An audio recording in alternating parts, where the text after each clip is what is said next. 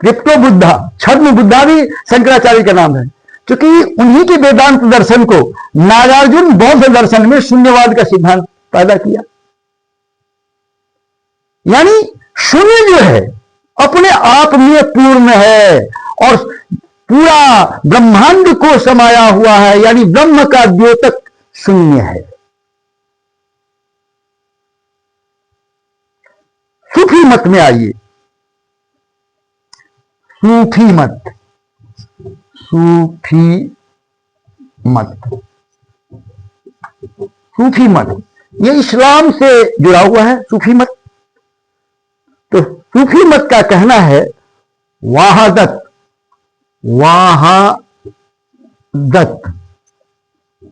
अल उजूद, उजूद, वाहदत अल उजूद, उसका उजूद वाहिद है, अकेले है, वह शून्य है। वाहदत अल उजूद, तो ये दर्शन जो है, वजूद एक कसरत अनेक, तो ये दर्शन जो है यह अद्वैतवाद है, वेदांत दर्शन है, वेदांत दर्शन। इस्लाम के अंदर जो सूफी मत का उदय हुआ तो वो वहदत उल वजूद उनका दर्शन है, उसमें वेदांत दर्शन झलकता है, वाहिद है और वह इतना विशाल है, उसका व्यापकता बहुत अधिक है। जैसा कि हम जानते हैं कि शिकागो में धर्म संसद हुआ था, धर्म संसद, संसद 1893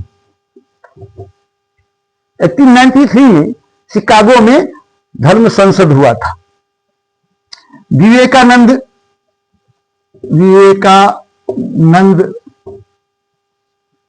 स्वामी या स्वामी विवेकानंद, स्वामी विवेकानंद,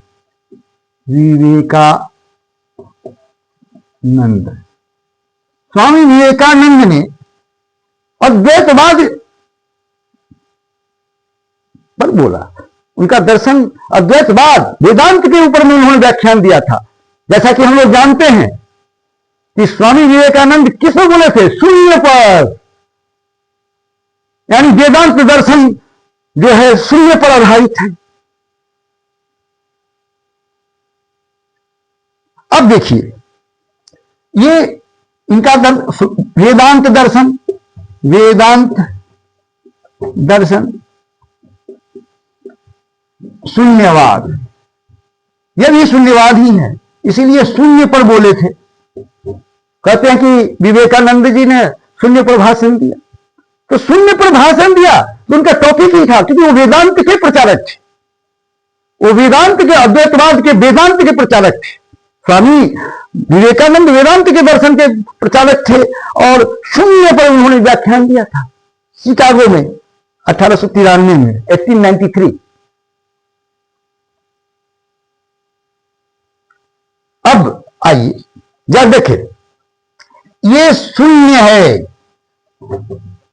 ये शून्य है, 1 2 3 4, देख रहे हो, बढ़ता है, अनंत की ओर जा रहा है, अनंत की ओर जा रहा है, अनंत की ओर बढ़ रहा है। और शून्य ऐसी संख्या है जो कभी ऋणात्मक नहीं होती, कभी ऋणात्मक नहीं होती है। -1 हो सकता है, -1 हो सकता है, लेकिन शून्य ऋणात्मक नहीं हो सकती है। यानी एक जो है सापेक्ष संख्या है, लेकिन शून्य जो है निरपेक्ष संख्या है। यानी यह शून्य क्या है गणित में? निरपेक्ष संख्या, निरपेक्ष, निरपेक्ष यानी एब्सोल्यूट, एब्सोल्यूट, एब्सोल्यूट है, एब्सोल्यूट है, पूर्ण परिपूर्ण है, निरपेक्ष है, सापेक्ष नहीं है। जो सापेक्ष नहीं है वही ब्रह्म है। तो यही वेदांत दर्शन का शून्य है। अब आइए, ये ऋणात्मक कभी नहीं हो सकता है, हमेशा सदैव धनात्मक, सदैव धनात्मक है, धनात्मक है, सदैव धनात्मक है, सदैव धनात्मक है, सदैव धनात्मक है, यानी निरपेक्ष है, सदैव धनात्मक है।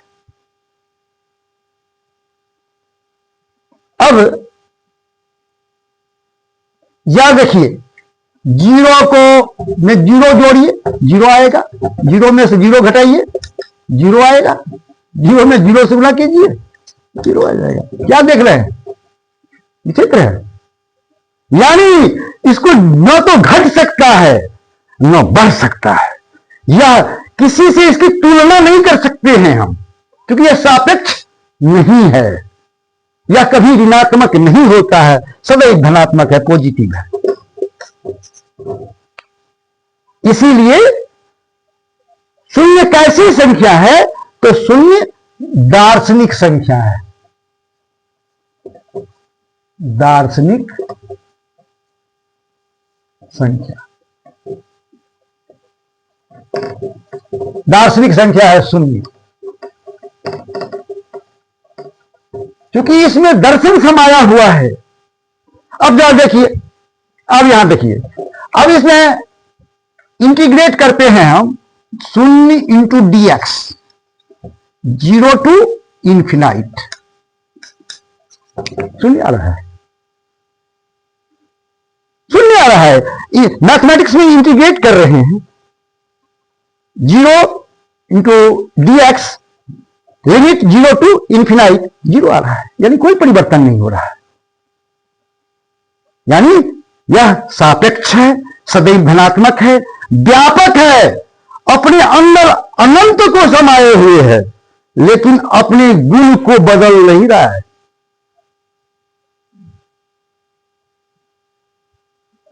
तो इसीलिए हम कहते हैं दार्शनिक संख्या है। तो ऋग्वेद में आता है, वैदिक सूक्त आज मैं एक पढ़ता हूं, यह शून्य से संबंधित है। ओम पूर्णमदः पूर्णमिदं पूर्णात् पूर्णमुदच्यते पूर्णस्य पूर्णमादाय पूर्णमेवावशिष्यते। यह शून्य को केंद्रित कर ही यह सूक्त बना है।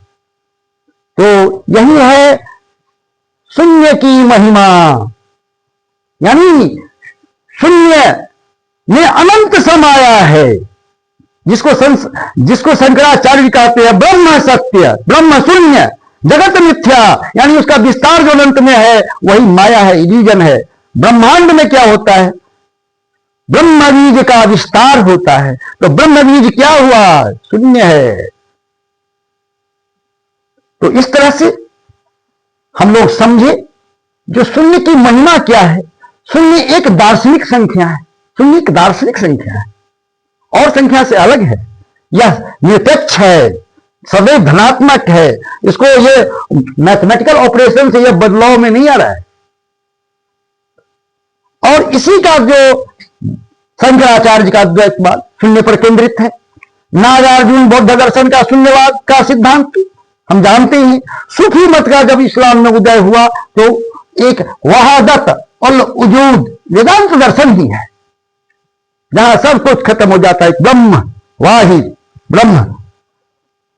धर्म संसद 1893 में हुआ। स्वामी विवेकानंद जी वेदांत दर्शन को बोले, यानी शून्य पर उन्होंने प्रवचन किया। यह शून्य की महिमा है। शून्य एक है, अपने आप में अलवेला अंक है। कंप्यूटर की भाषा जी बिना जीरो का पूरा नहीं होगा। कंप्यूटर का भाषा 01 बाइनरी डिजिट। कंप्यूटर का भाषा 01, जीरो नहीं होगा तो कंप्यूटर का भाषा नहीं हो सकता है। बाइनरी डिजिट जो है कंप्यूटर का, बाइनरी डिजिट यह नहीं आएगा, यह शून्य नहीं उसमें समाये, कंप्यूटर की भाषा नहीं होगा, काम नहीं करेगा।